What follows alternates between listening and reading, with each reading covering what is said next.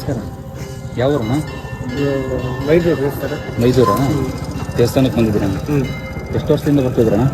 ಇದು ನಮ್ಮ ಅಜ್ಜರ ಕಾಲದಾಗಲಿದ್ದೆ ನಾವು ಬರ್ತಾ ಇದ್ದೀವಿ. ತಮಾಷೆ ಎಲ್ಲ ಹಂಗಾಗಿ ಬಂದ್ರಿ. ಅಲ್ಲೊಂದು ಪೇಜ್ ಇದೆ ಅಣ್ಣ, ಕೊಟ್ಟೂರು ಕಲಾವಿದ ಅಂತ.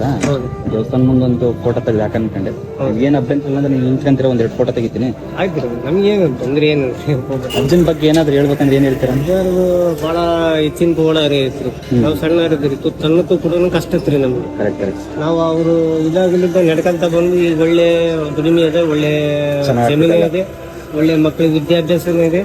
ನಮಗೆ ದೇವ್ರ ತುತ್ತನ್ನ ದಾರಿ ಕೊಟ್ಟದೆ. ಮೊನ್ನೆ ಕಾರ್ತಿಕ ಹತ್ರ ಬಂದಿದ್ದು. ಬಂದಿದ್ವಿ. ಒಳ್ಳೆ ಇದೆ. ಈ ಮುಂದೆ ಐತಿ ಯಾವಾಗೆಲ್ಲ ಬರ್ತದೆ. ನಾವು ವರ್ಷ ಬಂಡಿ ಎತ್ತು ಗಟ್ಟಿಗೆ ನಮ್ಮ ಕುಟುಂಬ ಜಾತ್ರೆನೂ ಮಾಡ್ತೀವಿ. ನಾವು ವಾರಗಟ್ಲೆ ಶಿವರಾತ್ರಿ ಕಾಪಾಡ್ತೀನಿ ಸರ್. ಬಂದು ಕಾಪಾಡ್ದೋನೆ ಕಂಡೆ ಕಂಡೆ ಕಂಡೆ ಕಂಡೆ ಕಂಡೆನ ಕಂಡೆ ಪರಸಿವನ್ನ ಕಂಡೆ ಕಂಡೆ ಕಂಡೆ ಕಂಡೆ ಕಂಡೆನ.